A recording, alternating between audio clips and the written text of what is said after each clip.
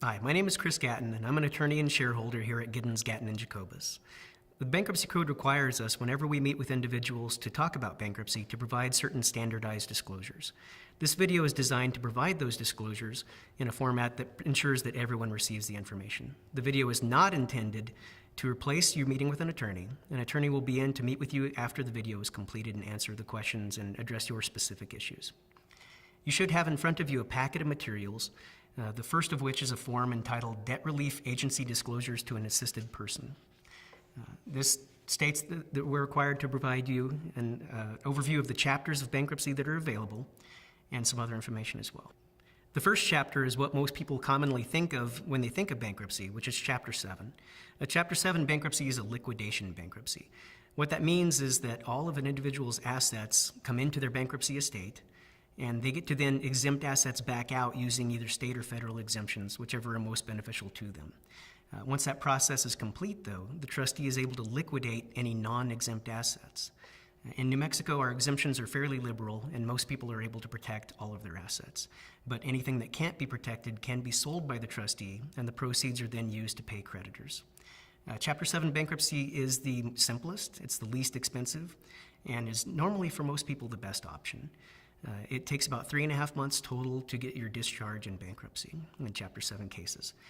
The timeline is generally about a month after your filing. You meet with the trustee through what's called the 341 meeting, or the first meeting of creditors. At that meeting, the trustee asks questions about your schedules and tries to determine if there are assets that they can liquidate. That meeting sets two other deadlines. There's a 60-day deadline following that meeting for objections to your discharge or the dischargeability of certain debts. Those objections are by statute, but the court has to allow that deadline to pass before the discharge can be granted. So generally, 3 months after the filing is when that deadline passes, and it takes the court about a week or two to enter your discharge. So within 3.5 months, you can begin your fresh start, receive your discharge, and get on with your life.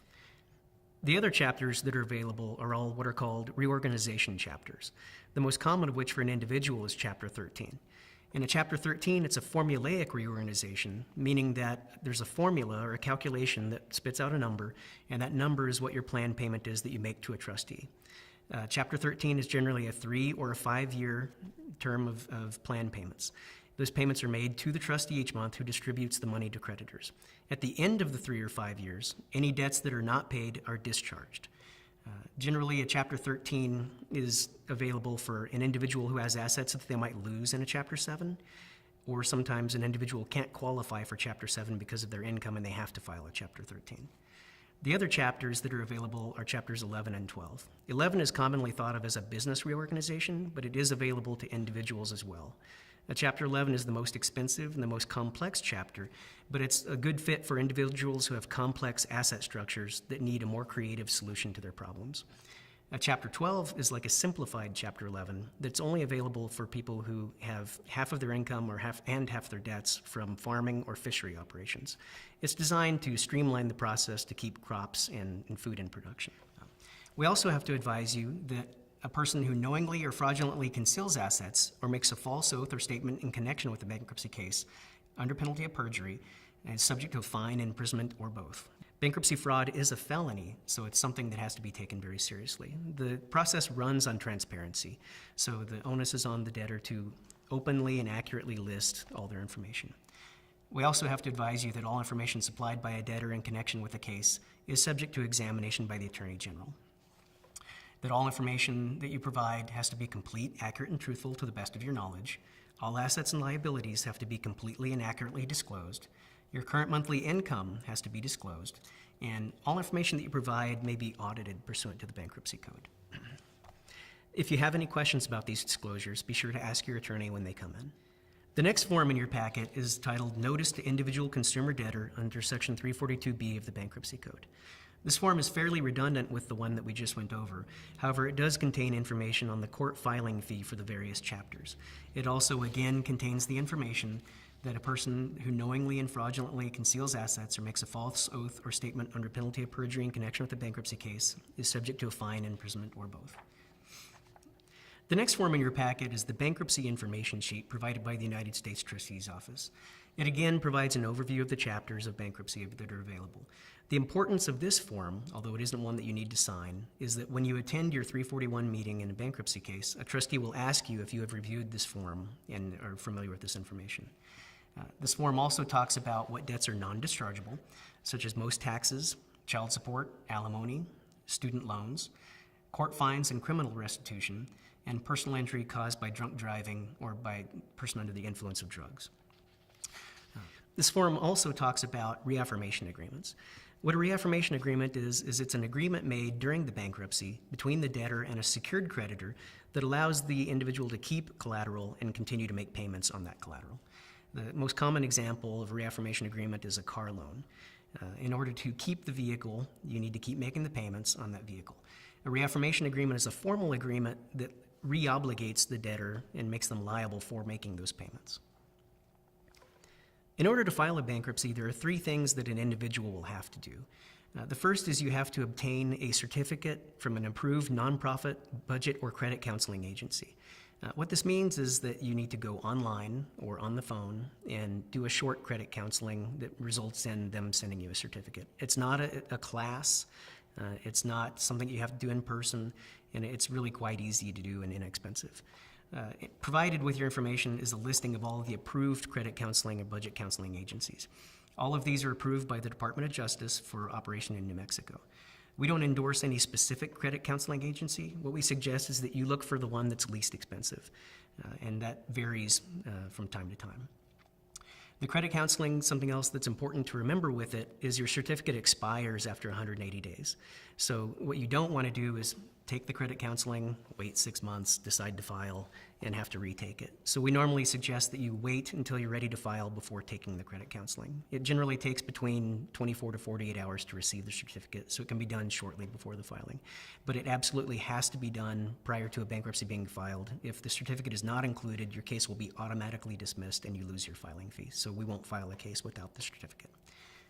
The second thing that you have to do is complete a questionnaire. And this questionnaire, although it looks very thick, is actually a fairly simple document. It's a listing of your assets, your debts, your income, and your expenses. And at the end of the questionnaire are some miscellaneous questions that become what's called your statement of financial affairs. Collecting this information allows us to prepare your bankruptcy petition and schedules that we file on your behalf. If you have questions about the questionnaire, be sure to ask your attorney or the legal assistant that's working on your case. The questionnaire can also be done online, electronically, which we suggest because it helps keep the costs down in your case.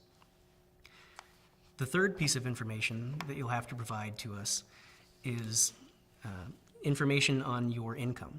We need 6 months, 6 calendar months of documentation of income, or what the Bankruptcy Code calls payment advices. What a payment advice really is are your pay stubs, or if you don't receive a pay stub, bank statements, something showing income that you have earned during those 6 months.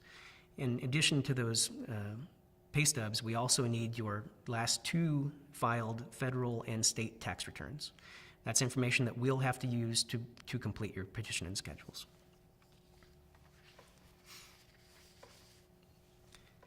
Also included in the packet are some additional documents that help you complete the questionnaire. There's a document on often overlooked expenses that helps you to remind you of things that you may not consider as being something you pay each month as an expense. Another document that's in the packet is a frequently asked questions sheet that may help you when you're filling out that questionnaire. But don't feel that you have to rely on the frequently asked questions sheet. You can always call or email us with questions about your schedules. And finally, there's a document that sets forth the requirement on providing those payment advices and the tax returns. And on the back of it, it talks about what you have to take to that 341 meeting or first meeting of creditors with the trustee.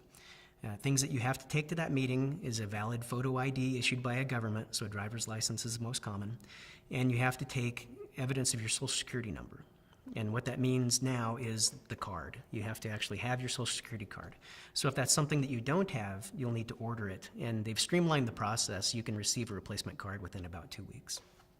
The last document that's included in your packet is titled 5 Things to Know About Your Bank Account When Filing Your Bankruptcy. This document contains some extremely important information. Number 1, it talks about set-offs. And what a set-off is when you have a bank account with a bank and you also owe that bank a debt. In opening that account, you signed an agreement that allows them to set off or take money out of your bank account in order to pay that debt. Where this commonly comes up is you bank at Bank of America and you also have a Bank of America credit card. And if you don't make payments on that credit card, they can actually take money from your bank account in order to pay that debt. So if you're in a situation where you bank at the same institution that you owe money to, we suggest immediately opening a new bank account at a bank that you do not owe any debts to. That way it prevents a set-off. The only way that a creditor can take funds out of your account if you do not owe them money is by actually obtaining a judgment against you. So this prevents you from waking up one morning and finding that your funds have been taken by your creditor. The second thing that you need to be aware of is what's called an administrative freeze. An administrative freeze is where a bank freezes your bank account simply because you filed bankruptcy. The justification for these freezes are that they claim that they have to protect assets of the estate until the trustee tells them they can release the freeze. There are two institutions that we know of that apply administrative freezes. One is Wells Fargo, and the other one is the Eagle. These banks, even if you don't owe them money, may freeze your bank account because you filed a bankruptcy.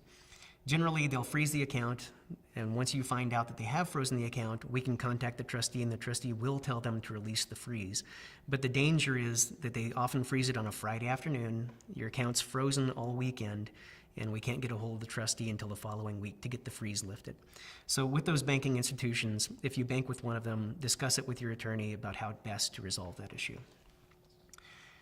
Another thing you need to be aware of with your bank account is automatic withdrawals. A lot of creditors will stop automatic withdrawals on your account once you have filed a bankruptcy while the case is pending. The reason is they're paranoid that you will sue them for violating your bankruptcy stay by taking funds out of your account. So it's more for their protection than anything else that they do that. During that period, you'll have to make payments manually, either by mailing a check or paying over the phone. Once your bankruptcy has been completed, you can resume automatic withdrawals. The fourth thing that you need to be aware of is the 90-day rule. What this refers to is there's a presumption in the Bankruptcy Code that certain purchases that you make in the 90 days prior to filing your bankruptcy may be non-dischargeable. So generally, we advise that you stop using credit cards prior to filing your bankruptcy to avoid this issue. The flip side of stopping using your credit cards, if you have made the decision to file bankruptcy, is that you can stop making payments on those cards as well. And that can provide an avenue for you to help save money for your bankruptcy retainer. The final thing to be aware of is what's called the look-back rule. The look-back rule allows a bankruptcy trustee to look back at things that happened prior to your bankruptcy filing and undo certain transfers. So if you've had any sales, transfer of assets, charitable contributions, or gifts that have occurred prior to your bankruptcy, be sure to let your attorney know so we can discuss how to handle that with you and if it will have any impact on you. Thank you for watching this video. We're happy to have provided this information to you, and we look forward to serving your legal needs.